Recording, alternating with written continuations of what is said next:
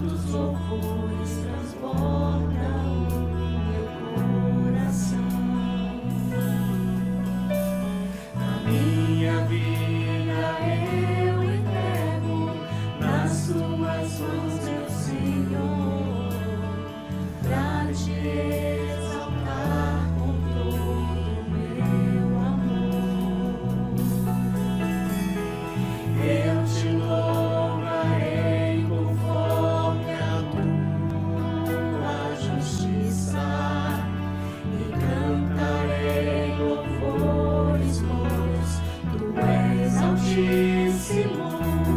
Celebrarei a ti, ó Deus, o meu viver. Cantarei, contarei as tuas obras,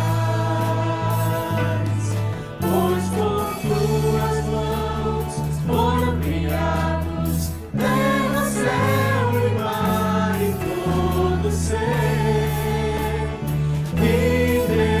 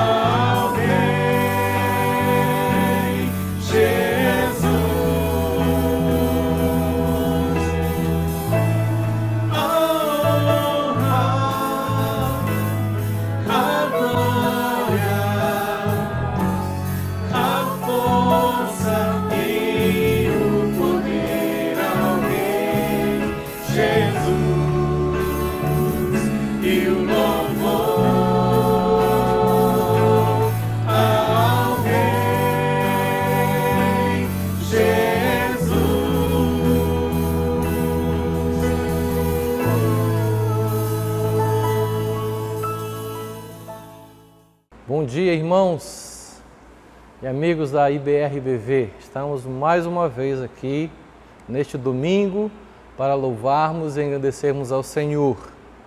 Eu quero convidá-lo a abrir a sua Bíblia no livro de 1 João, capítulo 3, e vamos ler apenas o verso 2. Abra sua Bíblia, por favor. João, capítulo 3, o verso 2 diz assim: Amados, agora somos filhos de Deus, e ainda não se manifestou o que haveremos de ser. Sabemos que, quando Ele se manifestar, seremos semelhantes a Ele, porque havemos de vê-lo como Ele é. O texto deixa bem claro que o que nós somos hoje, estamos nos preparando para o que há de vir.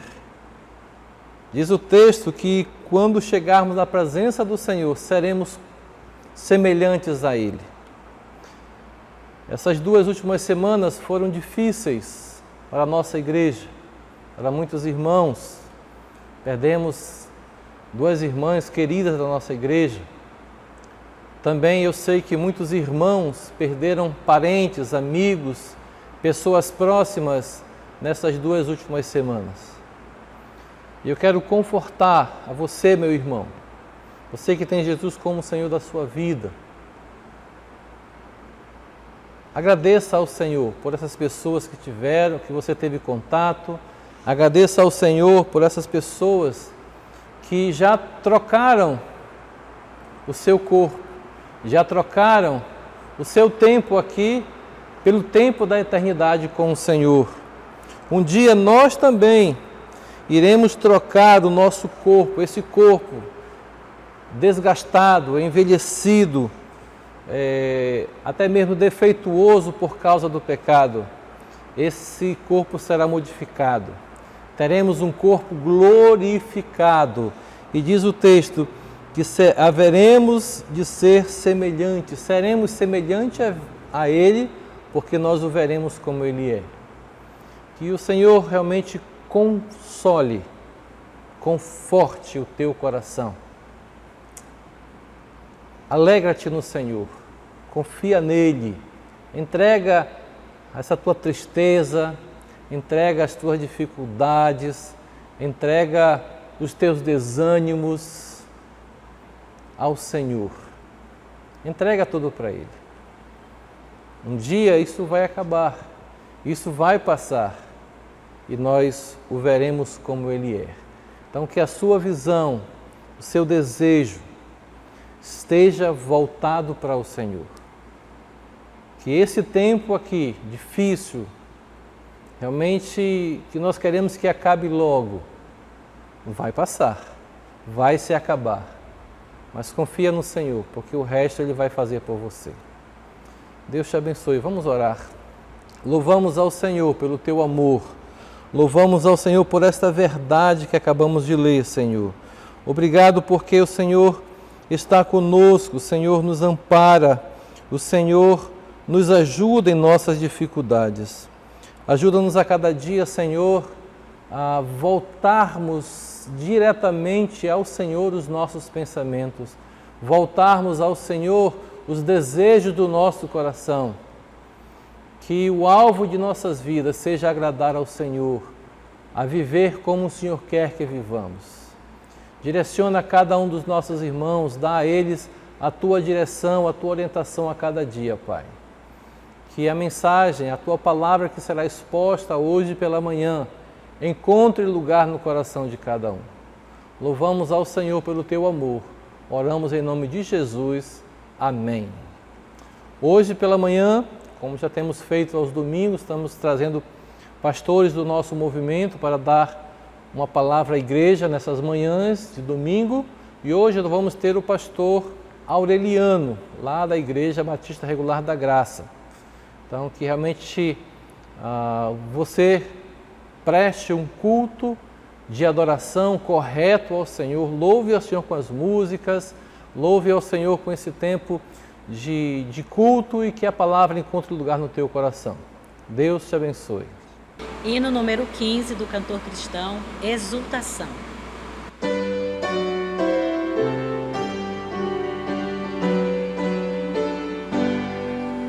A Deus demos glória com grande fervor, seu Filho bendito por nós todos é. A graça concede ao mais vil pecador, abrindo-lhe a porta de entrada no céu.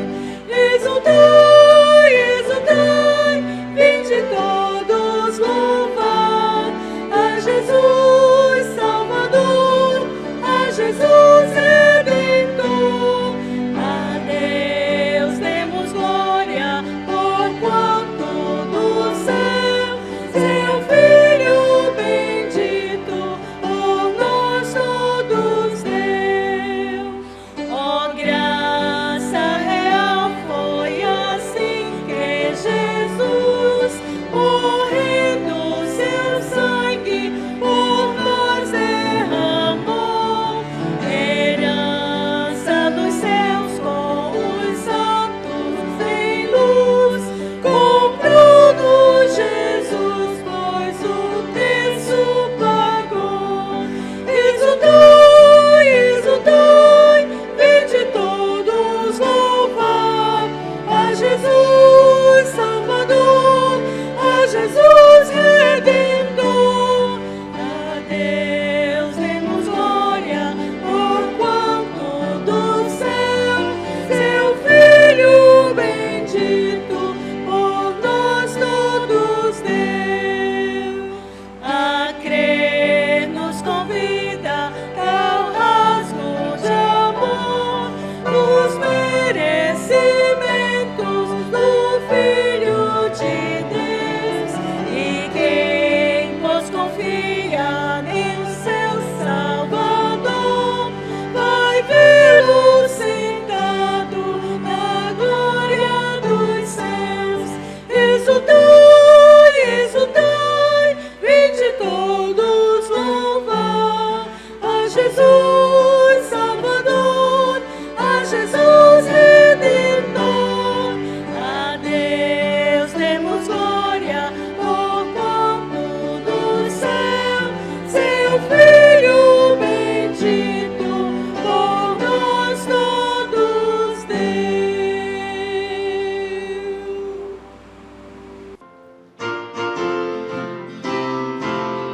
Parabéns pra você nessa data querida, muitas felicidades, muitos anos de vida, com Deus ao seu lado, um novo porvir. Que a vida lhe seja um eterno sorrir. Felicidades, felicidades, felicidades em Jesus. Que o nosso Pai te abençoe com alegria, paz e luz.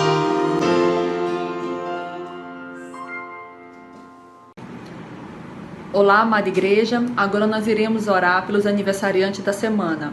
Oremos. Senhor Deus, nosso Pai, obrigada por estarmos neste momento te louvando e te adorando.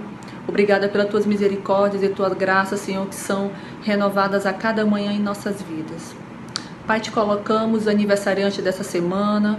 Obrigada, Senhor, pela vida de cada um dos seus filhos, Pai, que irão fazer aniversário. Desde já te pedimos, Senhor, saúde para aqueles que estão enfermos. Senhor, venha estar dando sustento, Pai, para aqueles que estão desempregados. Venha estar dando alegria para aqueles que estão tristes, Senhor. E te agradecemos, Senhor, por aqueles que estão alegres, Pai, pela tua bondade, Senhor Deus, pelas bênçãos que o Senhor tem derramado sobre eles. Senhor, abençoe também, Pai, os casais que estão fazendo aniversário de casamento. Obrigada, Senhor, pela união de cada um. Abençoe, Senhor, lá o matrimônio dessas famílias, Senhor Deus. Não deixe que o inimigo tome conta, Pai, e destrua. E que o Senhor venha estar renovando, Senhor Deus, a vida e o caminho de cada um deles com as tuas bênçãos, Senhor, realizando as tuas promessas na vida de cada um deles. Continua livrando o teu povo, Pai, dessa pandemia, nos dando sabedoria, Senhor, em como agir, iluminando nossos caminhos, Senhor Deus, e refrigerando a nossa alma, Pai, tirando toda a ansiedade, toda a depressão, acalentando, Pai, com teu Espírito. Obrigada, Pai, por tudo, pelo teu amor e pelo teu perdão, Pai. Nos perdoe pelos nossos pecados, pelas nossas falhas.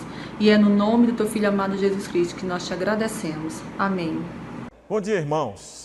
Meu nome é Aureliano Colasso, da Costa Neto. Eu sou pastor na Igreja Batista Regular da Graça, aqui em Boa Vista, no bairro União. Então, tenho um grande prazer, alegria e satisfação de poder, nesta manhã de domingo, compartilhar a palavra de Deus com vocês. Agradeço o convite que me fora feito através do pastor Eliezer e dizer que estamos sempre às ordens no que pudermos cooperar com os amados, tá bom? Eu quero convidá-los a todos a abrirem suas Bíblias em 1 João capítulo 3. Todo o capítulo eu quero compartilhar com vocês, mas vamos ler só os 10 primeiros versículos, para que não seja tão extenso, ok? Então a palavra de Deus diz assim: Vede quão grande amor nos tem concedido o Pai, que fôssemos chamados filhos de Deus. Por isso o mundo não nos conhece, porque não conhece a Ele. Amados, agora somos filhos de Deus e ainda não é manifestado o que havemos de ser. Mas sabemos que quando Ele se manifestar, seremos semelhantes a Ele, porque assim como é, o veremos. E qualquer que nele tem esta esperança, purifica a si mesmo, como também Ele é puro. Qualquer que pratica o pecado também transgride a lei, porque o pecado é a transgressão da lei. E bem sabeis que Ele se manifestou para tirar os nossos pecados, e nele não há pecado. Qualquer que permanece nele não pratica o pecado, e qualquer que permanece em pecado não viu nem o conheceu. Filhinhos, ninguém vos engane. Quem pratica justiça é justo, assim como ele é justo. Quem pratica o pecado é do diabo, porque o diabo peca desde o princípio. Para isto o Filho de Deus se manifestou, para desfazer as obras do diabo. Qualquer que é nascido de Deus não permanece em pecado, porque a sua semente permanece nele, e não pode pecar, porque é nascido de Deus. Nisto são manifestos os filhos de Deus e os filhos do diabo. Qualquer que não pratica a justiça e não ama seu irmão, não é de Deus. Então nós vamos orar, nos dirigir a Deus em oração, pedindo as bênçãos de Deus para esse momento agora em nossa escola bíblica dominical. Nosso Deus, obrigado, Pai, por Tua palavra, e pedimos que o Senhor, nesta manhã de domingo, que o Senhor abra os nossos entendimentos, os nossos corações, para aprendermos mais e mais do Senhor. Nós te agradecemos e oramos em nome de Jesus. Amém. Meus irmãos, se você não abriu a sua Bíblia, abra, e se está aberto, deixe aberto, aí em 1 João, capítulo 3, do verso 1 ao verso 24. Eu só li os 10 primeiros versículos. Tá? Então, o meu tema, ou o tema que eu quero compartilhar com vocês nesta manhã, são as marcas do verdadeiro Filho de Deus. Primeiro nós vamos entender o que é uma marca. Uma marca é algo que está em destaque, uma marca é algo que é visto de uma maneira muito clara, né? Uma marca se destaca. Então, aqui na nossa palavra introdutória, o autor conhece muito bem os leitores, ele tinha intimidade com os leitores. João começa falando de filhinhos, amados, irmãos, e ele até indica que teve boa comunhão com eles, lá no capítulo 2, no verso 19. Ele era uma pessoa que possuía intimidade e autoridade para testemunhar, né, o que ele viu do Senhor Jesus Cristo. Então, a nossa filiação está diretamente ligada, irmãos, com o amor que o Pai nos concedeu. Logo no verso 1, diz: Vede quão amor nos tem concedido o Pai, que fôssemos chamados filhos de Deus. E ele diz: olha, vocês vejam. Mas é muito mais ver, irmãos, do que com os olhos da face. É ver com a percepção dos sentidos. É ver também com os olhos do entendimento, é experimentar um estado, uma condição de salvo. Ele diz, olha, o que tem nos concedido o Pai. E interessante entendermos esta palavra concedido, que é dar algo a alguém de livre e espontânea vontade, né? E é dar algo para aquela pessoa de livre e espontânea vontade. Jesus foi dado por Deus de livre e espontânea vontade. Interessante que dentro do escopo desta mensagem concedido o Pai, tem a ideia de dar para a nossa vantagem. E qual é a vantagem? Sermos filhos de Deus e ganharmos o céu. E diz que nós fomos chamados, proferir em alta voz aquele convite que você e eu, nós ouvimos no dia que pregou-se o Evangelho para mim e para você, e você aceitou Cristo como Salvador. Então, irmãos, a nossa filiação, ela nos coloca diante do mundo, de um mundo que as pessoas não entendem e não conhecem o Pai. O verso 1 ainda diz, de 1 João 3,1 diz, por isso o mundo não nos conhece, porque não conhece Ele, ou não conhece o próprio Jesus Cristo. Então, o crente vai ser sempre uma pessoa que o mundo não vai conhecê-lo, não vai conhecer, quer dizer, perceber, ter um conhecimento profundo de quem é um filho de Deus. Só aqueles que se tornam filho de Deus. Uma outra verdade, na nossa filiação, nos coloca na posição, irmão, de grande esperança e bênçãos para o futuro. Um crente, ele tem grandes esperanças e bênçãos para o futuro.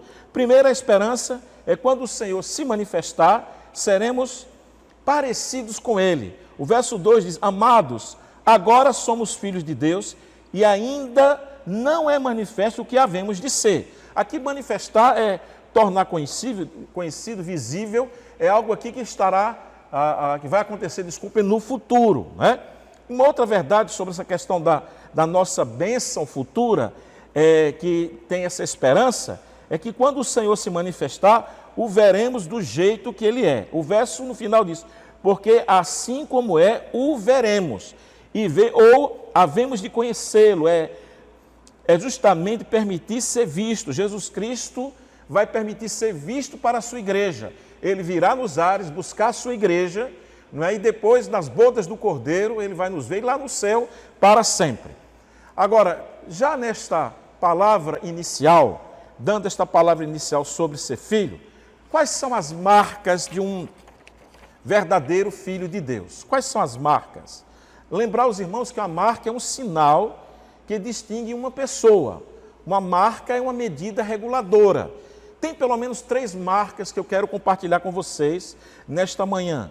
Não é? A primeira marca do verdadeiro filho de Deus, que distingue um verdadeiro filho de Deus, é que os filhos de Deus devem ter uma vida de santificação.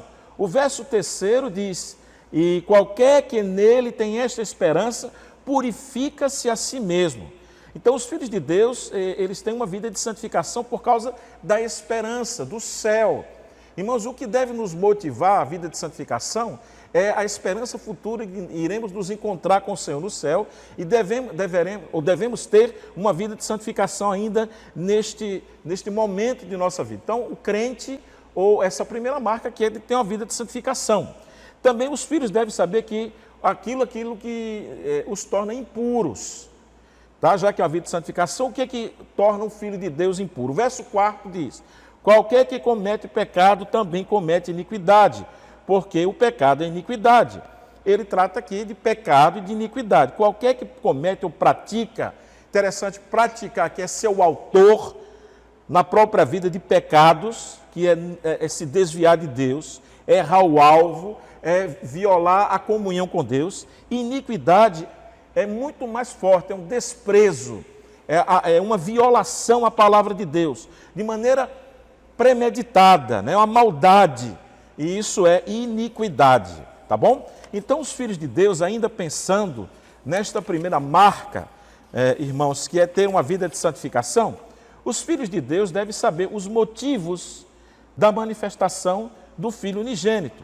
E diz aqui que ser um filho de Deus, ter uma vida de santificação, é que esses filhos que andam em santificação sabem o motivo da manifestação de Jesus Cristo. Olhe que o verso 5 diz, e bem sabeis que ele se manifestou para tirar os nossos pecados, e nele não há pecado. Nós precisamos entender o que significa manifestar. Manifestar é tornar claro, visível. Aquilo que estava escondido agora foi colocado às claras, para tirar o pecado. Não para tirar é erguer. Interessante que a ideia aqui de tirar é erguer ou carregar o que foi levantado. Então Jesus Cristo ele foi erguido lá na cruz. E está dentro desta ideia aqui de tirar o pecado, justamente que ele ergueu na cruz do Calvário o pecado que levava a mim e a você para o inferno.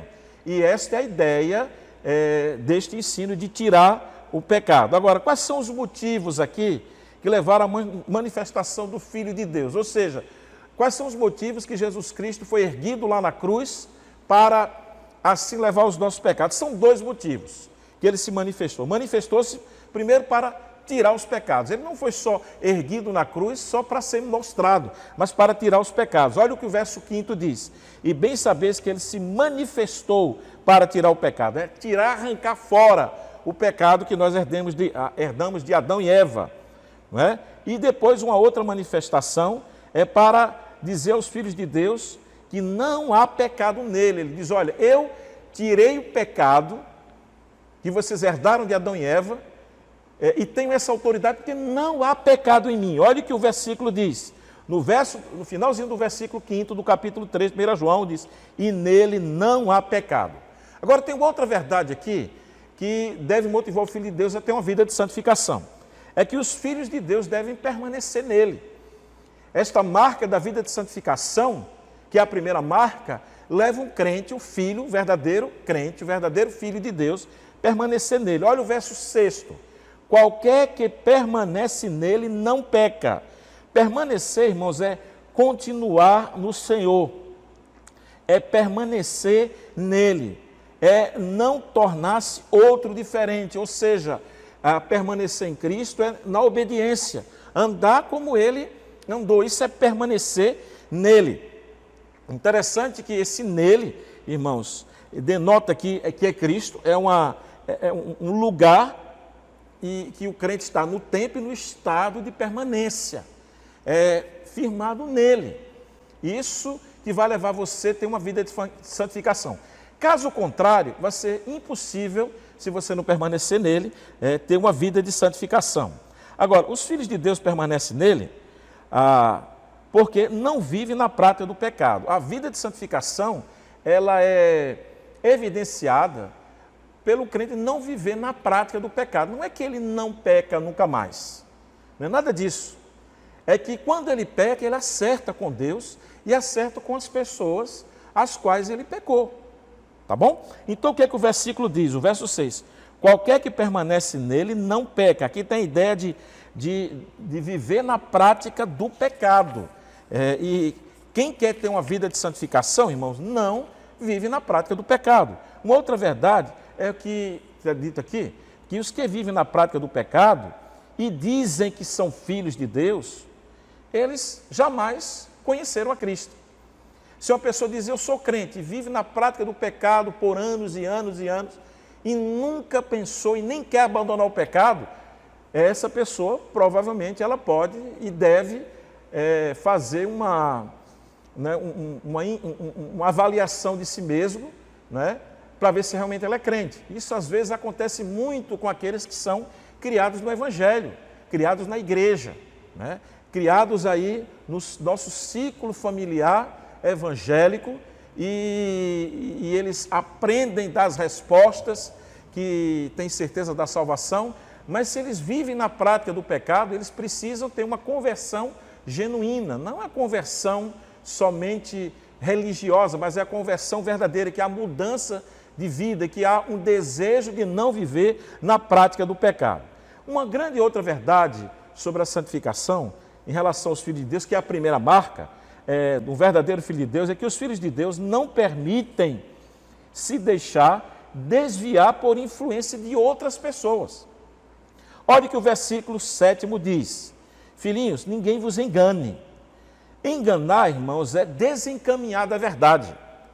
Um crente que anda em santificação, que é a primeira marca de um verdadeiro filho de Deus, ele não se desvia da verdade. Ele pode até, um momento ou outro, cair ali, mas ele volta para a verdade. Ele volta para os caminhos. Ele diz, ninguém vos engane, desencaminhar da verdade, conduzir ao erro. Agora eu sei, irmãos, que nós estamos vivendo um período do início do final dos tempos. Né? E a multiplicação do pecado está aí. E a Bíblia diz, me permite sair um pouquinho do texto, e por se multiplicar o pecado, o amor de muitos esfriará. E vai acontecer isso mesmo. Está esfriando o amor de muitos, até dos crentes. E aqui está falando da igreja. Mateus 24, 12. Né? Então os filhos de Deus também, em relação à primeira marca, que é a santificação, eles sabem as consequências do pecado. E que aqui eu vou compartilhar algumas delas. Eles sabem que quem anda na prática do pecado e não se incomoda, não é filho de Deus. Olha o que o versículo diz. Quem comete o pecado é do diabo, porque o diabo peca desde o princípio. Cometer pecado é viver na prática constante do pecado. Uma outra consequência aqui é que os filhos de Deus sabem que o Senhor Jesus Cristo se manifestou para desfazer as obras do diabo. Então, o filho de Deus, ele não vai viver na prática do pecado que antes ele era, como Paulo diz em Efésios, nós andamos segundo o príncipe das potestades do ar, nós éramos por natureza filhos da ira, Efésios 2 fala sobre isso, né? Então eles sabem muito bem que Jesus Cristo se manifestou para destruir as obras do diabo. Irmãos, uma das maiores obras que o diabo tem feito na vida dos descrentes, e muitas vezes quer fazer na vida dos crentes, é que nós vivamos na prática de algum pecado. Talvez alguns de nós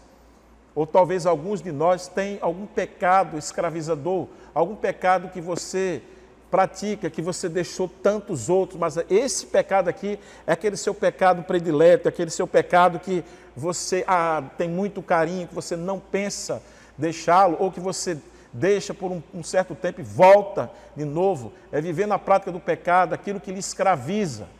Você precisa pedir ajuda a seu pastor, e aí por diante um conselheiro ou uma conselheira madura para ajudar você, se você tem este problema, tá? Então os filhos de Deus, eles sabem o que implica o fato de terem nascido de Deus. Tem 3 implicações quando alguém diz, olha, eu nasci de Deus, eu tenho a ideia de santificação. São 3 implicações daquele que é nascido de Deus. O que é nascido de Deus tem o privilégio de não viver na prática do pecado. Isso é um privilégio só para quem é salvo. O descrente ele não consegue deixar de viver na prática do pecado, mas eu e você nós conseguimos. Olha o que o verso 9 diz, qualquer que é nascido de Deus não comete pecado. Esse cometer aqui dá a ideia de continuidade. Ou seja, você pode um momento cair, mas depois você levanta e volta a ter uma vida de santificação de novo. Uma outra verdade que o Filho de Deus sabe, que implica não viver, aliás, ter nascido como Filho de Deus e ter uma vida de santificação, é que o que é nascido de Deus tem o privilégio de habitar nele a semente divina, dando-lhe toda a possibilidade de não pecar. Essa semente divina que é o Espírito Santo, que habita no crente. E olha o que a palavra de Deus diz. Qualquer que é nascido de Deus não comete pecado, porque a sua semente permanece nele. Estou lendo o versículo 9. Essa semente aqui é uma alusão clara ao Espírito Santo, meus irmãos. O Espírito Santo de Deus habita em você, então o Espírito Santo de Deus capacita você, quando você depende dele, de não viver na prática do pecado. Tá bom? Então, uma outra verdade aqui é que implica o fato de nós sermos nascidos de Deus e ter uma vida de santificação, é que o que é nascido de Deus tem o privilégio de não viver na prática do pecado simplesmente por ser nascido de Deus. Qualquer que é nascido de Deus não comete pecado. E o verso final diz, porque é nascido de Deus. Aqui é a referência. Aquele que é nascido de Deus, que é nova criatura, de verdade, isso é a primeira marca. Ele não vive na prática do pecado, ou seja, ele tem uma vida de santificação. Agora, tem uma segunda marca que eu quero compartilhar com você, de um verdadeiro filho de Deus. Lembra o que é uma marca? Aquilo que nos distingue, aquilo que mostra uma pessoa como ela é uma medida reguladora. Qual é a segunda marca? Segunda marca é que os filhos de Deus, eles têm identificação própria. Quem é filho de Deus tem identificação própria. Essa é a segunda marca. Olha o que o verso diz. No verso 10 diz, diz assim, nisto são manifestos. Os filhos de Deus são identificados pela manifestação de algumas práticas em suas vidas. Quando ele diz nisto, ou na verdade é uma preposição, quer dizer, por causa disto, são manifestos, ou aquilo que é evidente, é uma marca, que é reconhecida claramente, que o identifica, nisto são manifestos, é uma marca. Quais são essas marcas que dão identificação própria ao verdadeiro Filho de Deus, ao verdadeiro crente? A primeira marca, meus irmãos, que mostra aqui, desculpem, a primeira identificação dessa segunda marca, que dá uma identificação própria, é que eles são identificados por praticarem a justiça. Olha o verso 10, ele diz, qualquer que não pratica a justiça, praticar é construir, é moldar-se a justiça, ou ser os autores de justiça. O que é justiça? No sentido amplo aqui, irmãos, é um estado daquele que vive como deve ser e conforme a palavra de Deus. A justiça aqui é uma condição aceitável diante de Deus. E sabe qual a pergunta que eu tenho que fazer para todos nós nessa escola dominical? A sua vida, meu irmão, e a minha vida, as nossas vidas são aceitáveis diante de Deus? São aceitáveis? E isso faz parte da nossa identificação, né, que é a segunda marca. São aceitáveis diante de Deus. Uma outra, que essa segunda parte que nos identifica, é que eles praticam o amor fraternal. Isso é uma outra parte de identificação aqui, própria dos filhos de Deus. Quem é filho de Deus pratica um amor fraternal. Olha que o versículo ainda 10 diz, e nisso são manifestos os filhos de Deus, os filhos do diabo, qualquer que pratica a justiça e não ama seu irmão, não é de Deus, e não ama seu irmão. Irmãos, amar aqui é receber com alegria.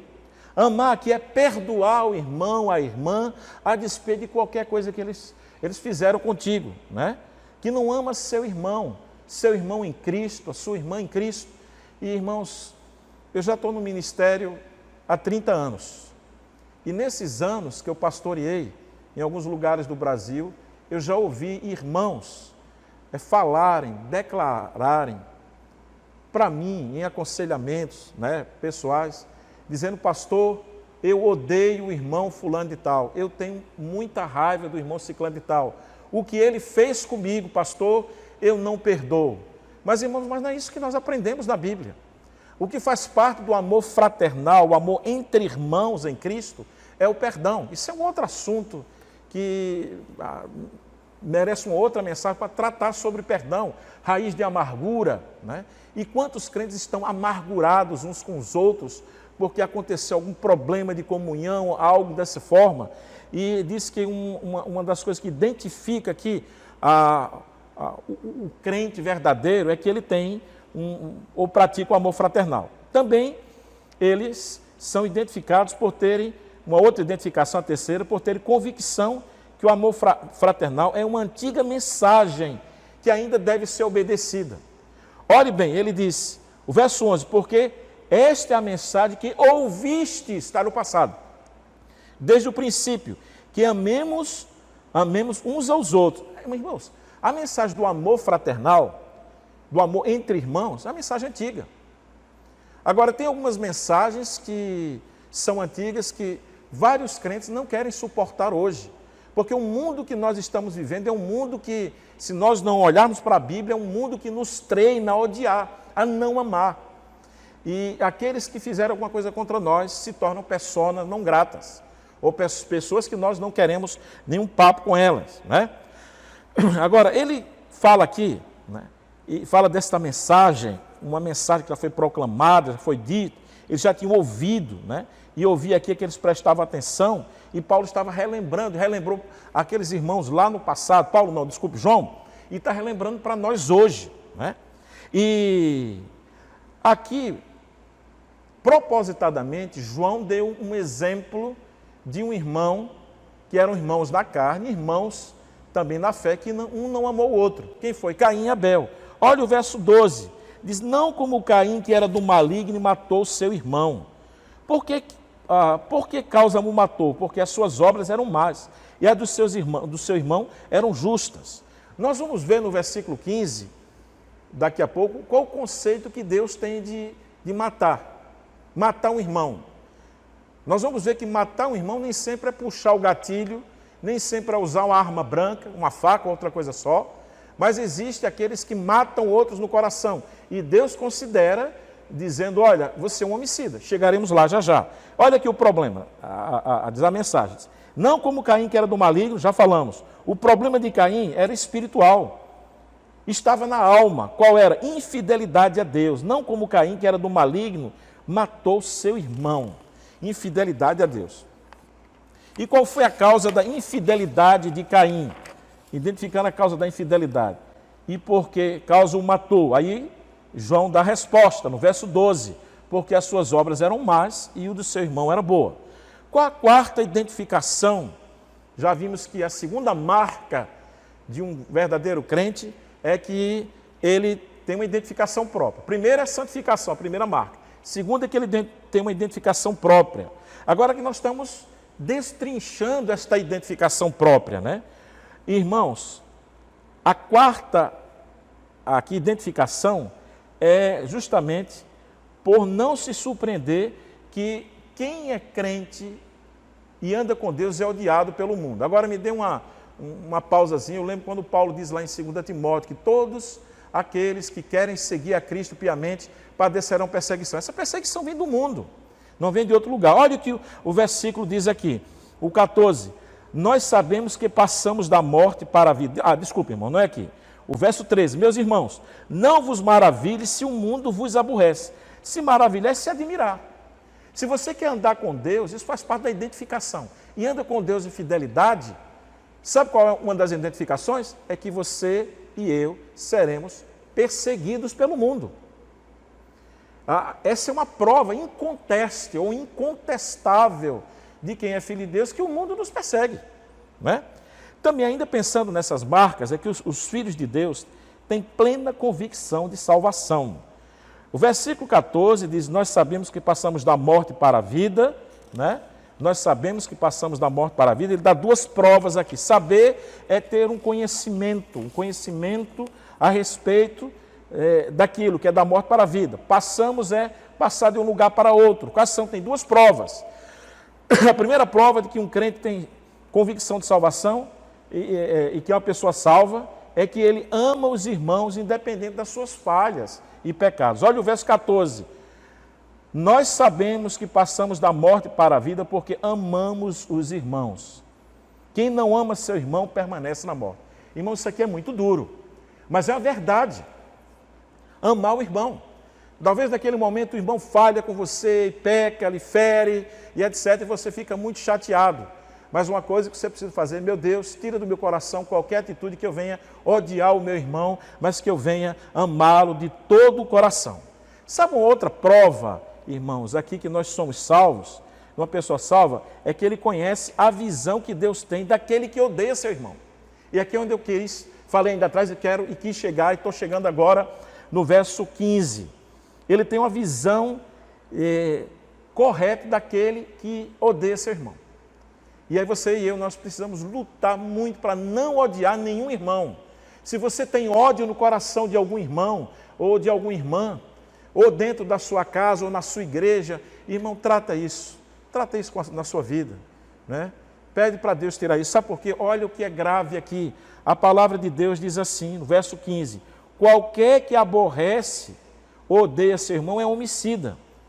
E vós bem sabeis que nenhum homicida tem permanente nele a vida eterna, que aborrece seu irmão, é homicida. Irmãos, um homicida, como eu falei ainda agora, não é nem sempre aquele que pega uma faca, alguma coisa, para tirar a vida física do outro, mas aborrecer o irmão, ter aquela coisa no coração. Né? Quando eu pastoreava lá na Paraíba, em João Pessoa, numa igreja batista, fundamentalista. Eu lembro que em um dos cultos, isso há 30 anos atrás, estava para começar os cultos, eu estava junto com a tecladista da igreja, com o irmão que ia dirigir, e mais um outro irmão ao lado, fazendo ali, combinando os hinos, etc. E chegou uma irmã, né, na porta lá do templo, adentrou, e aí uma irmã que estava ao lado disse, pronto, acabou o culto para mim. Pastor, eu odeio essa irmã. Irmãos, aquilo foi muito chocante para mim e para aqueles que estavam ali perto. Aquela irmã tinha um problema espiritual muito grande. Diante da visão de Deus, ela era uma homicida. Ela não tirou a vida daquele irmão, daquela irmã, literalmente, mas no seu coração, ela aborrecia Deus, a via como uma homicida, né? Uma homicida. Pois bem, meus irmãos, a terceira e última marca, lembram a marca, aquilo que se destaca na vida de um filho de Deus? A primeira é que ele tem uma vida de santificação. Essa é a primeira marca. A segunda é que ele tem uma identidade própria. E a terceira marca de um verdadeiro filho de Deus é que eles devem ser pessoas da verdade. Eles devem andar em verdade. Olha o que o versículo 19 diz. E nisto conhecemos que somos da verdade. E nisto conhecemos, saber, obter um conhecimento, perceber, né?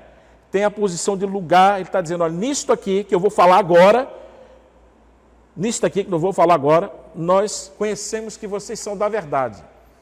Irmãos, o mundo jaz no maligno, o diabo é o pai da mentira. A igreja é a mensageira da verdade.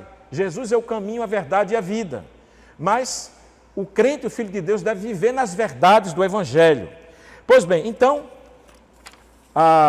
vamos ver alguns ensinos aqui sobre a verdade. Os filhos de Deus são persuadidos por Deus a estarem em sua presença.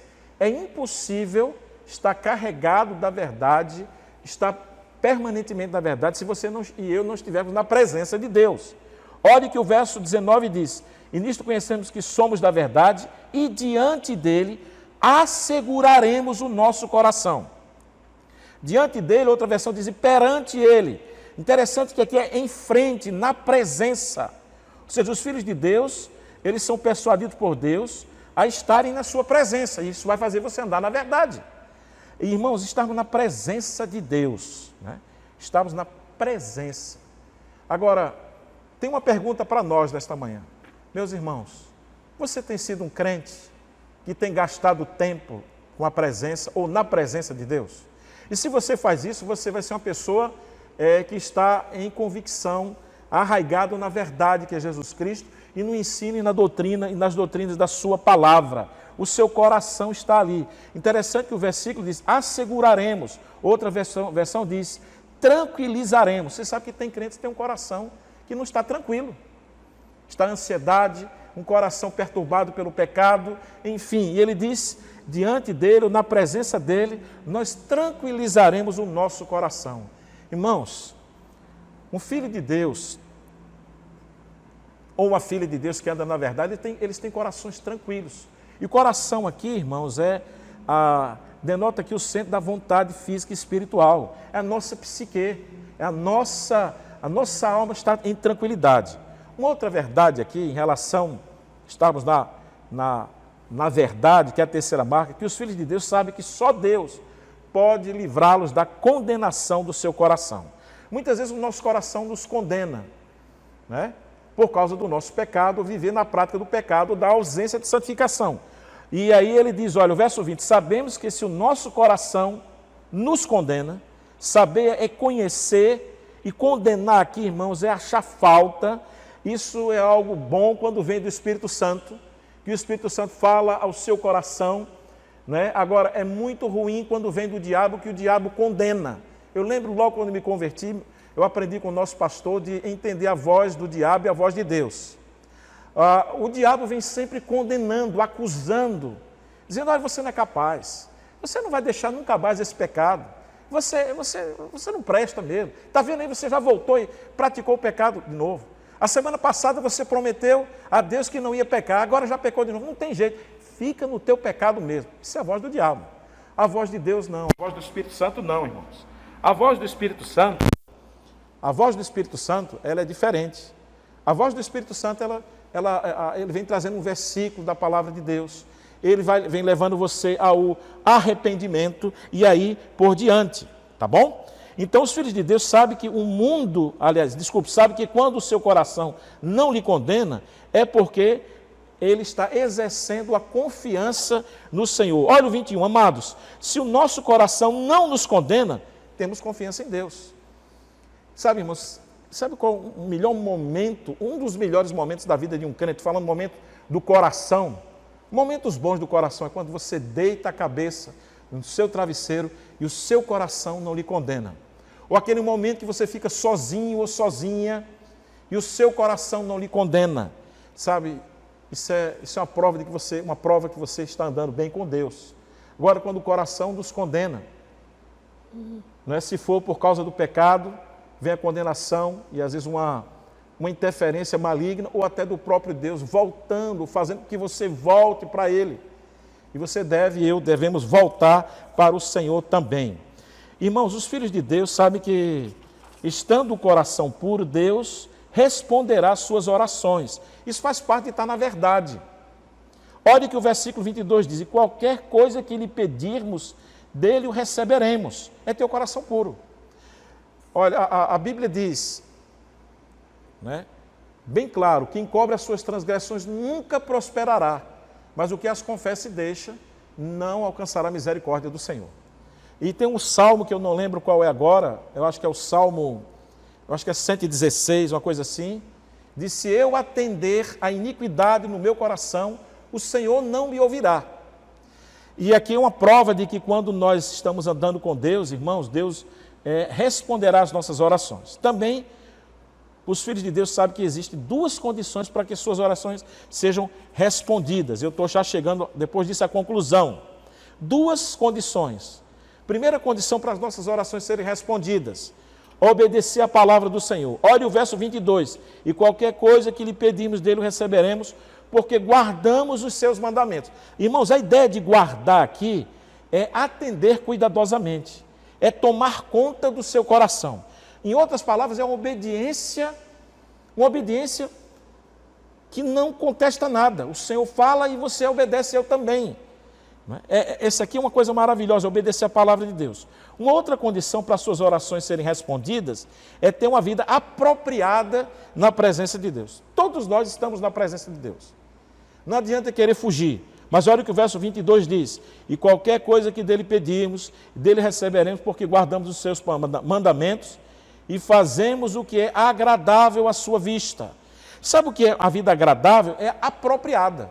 Ter uma vida apropriada. Nós estamos vivendo um período em que Deus não tem escutado muitas orações de muitos de nós. E por que não escuta? É porque Ele não quer? É porque Ele seleciona os pedidos, as orações dos filhos de Deus ou os pedidos? Não. É porque, irmãos, não temos uma vida agradável. Agradável aqui é apropriada. É outra pergunta que eu faço para nós. As nossas vidas, a sua vida, meu irmão, está agradável diante de Deus? É aceita diante de Deus? E para concluir, nossa conclusão aqui, os dois grandes mandamentos, concluo aqui, que devem ser a base da vida dos filhos de Deus, estão aqui, verso 23. E o seu mandamento é este, os dois mandamentos: que creiamos no nome do Filho de Deus, Jesus Cristo, e que amemo-nos uns aos outros segundo o seu mandamento. Isso é a base, os dois mandamentos básicos da vida de um crente. E o primeiro grande sinal apresentado pelos verdadeiros filhos de Deus é que eles, o que, irmãos? Guardam e obedecem às ordens que o Senhor, Deus lhes dá. Olha o verso 24. E aquele que guarda os seus mandamentos, nele está e ele nele, ou permanece nele. E o segundo e último sinal apresentado pelos verdadeiros filhos de Deus é que eles receberam de Deus a bênção de serem habitados pelo Espírito Santo. Esse é um privilégio de quem é filho. Quem não é filho não é habitado pelo Espírito Santo. Olha o finalzinho do verso 24. Pelo Espírito que nos tem dado. Isso é uma prova incontestável. Então, meus irmãos, são três as marcas de um verdadeiro crente, de um verdadeiro filho de Deus. Primeira marca, ele tem uma vida de santificação. Essa é a primeira marca. Segunda marca de um verdadeiro filho de Deus é que ele anda na verdade, né? Ele está andando na verdade, tá? Aliás, essa é a terceira marca. A segunda marca aqui é que eles são pessoas que, além de terem uma vida de santificação, né, eles têm o quê?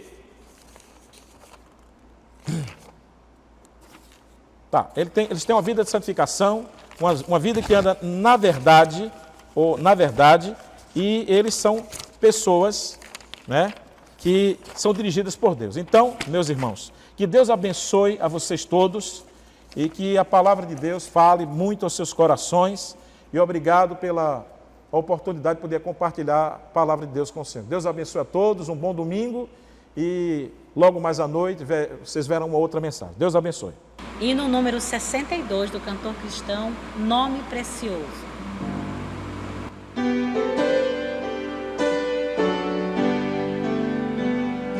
Levanto contigo o nome de Jesus, o Salvador. Este nome dá consolo, seja no lugar que for. Nome bom, doce a fé, a esperança do porvir. Nome bom, doce a fé, a esperança do porvir. Este nome leva sempre para bem te defender. Ele ama o teu alcance quando mal te aparecer. Nome bom, doce a fé, a esperança do porvir. Nome bom, doce a fé,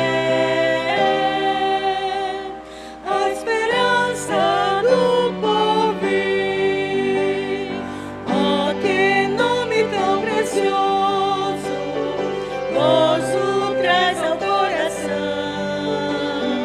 Sendo por Jesus aceito, tu terás o seu perdão. Nome bom, doce a fé, a esperança do porvir. Nome bom, doce a fé, a esperança do porvir. Nome santo e venerável, é Jesus o amado teu. Rei dos reis, Senhor eterno, tu aclamarás no céu. Nome bom, doce a fé, a esperança do porvir. Nome bom, doce a fé, a esperança do porvir.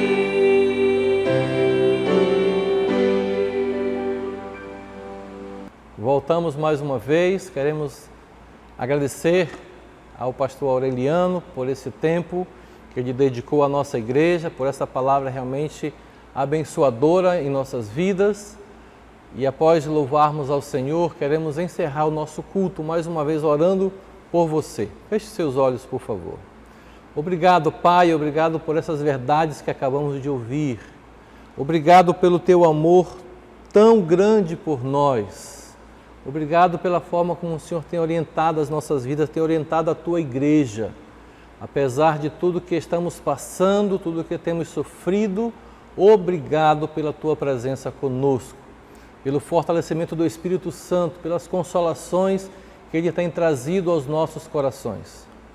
Rogamos a tua bênção por cada um dos nossos irmãos, que o Senhor possa abençoar a vida individualmente, ó Deus, e dando a tua paz durante este dia, e que à noite possamos estar aqui novamente, juntos louvando e engrandecendo ao Senhor.